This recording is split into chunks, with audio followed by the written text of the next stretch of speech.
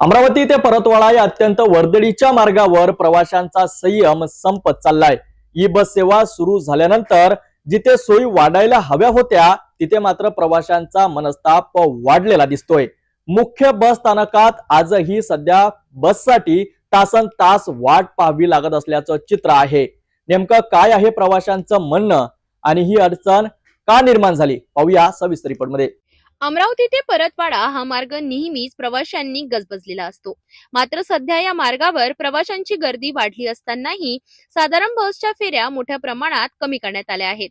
E बस सेवा सुरू झाल्यानंतर या मार्गावरील साधारण बसच्या फेऱ्या घटविण्यात आल्या, तर ई बस आणि शिवशाही बसच्या फेऱ्यांमध्ये वाढ करण्यात आली। याचा थेट फटका बसतोय तो सामान्य प्रवाशांना। मुख्य बस स्थानकात साध्या बससाठी प्रवाशांना 2 ते 3 तास वाट पाहावी लागत असल्याच्या तक्रारी आहेत।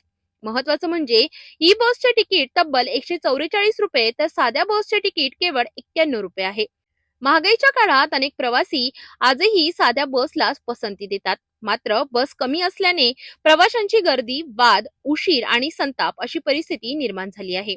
प्रवासी म्हणतात की ई बस चांगली असली तरी सर्वसामान्यांसाठी साध्या बसच्या फेऱ्या वाढवणं गरजेचं आहे, अन्यथा रोजचा प्रवास डोकेदुखी ठरत असल्याची भावना प्रवाशांकडून व्यक्त केली जात आहे। एक दीड हो ना, खूप वेळ झाला आम्हाला 12 वाजतापासून उभं आम्ही 1-1.5 तास झाला बापा। किती वेळपर्यंत उभं राहावं आम्ही इथं? पाय दुखून राहिले, पाय घोटे गेले कामातून। परतवाडा अर्जंट मध्ये जायचं आहे मला बसनं। 12 वाजतापासून आलो आम्ही। आता काय वाटते म्हणजे कधी येते काय माहित बाई, आम्ही हे वाट पाहून राहिलो बसची।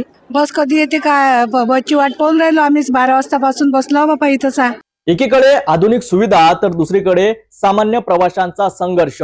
अमरावती परतवाडा मार्गावरील ही परिस्थिती पाहता सध्या बसच्या फेऱ्या वाढवण्याची गरज पुन्हा एकदा अधोरेखित होत आहे। आता याकडे परिवहन महामंडळ आणि प्रशासन लक्ष देणार का, की प्रवाशांचा मनस्ताप असाच सुरू राहणार, याकडे सगळ्यांचं लक्ष लागलं आहे।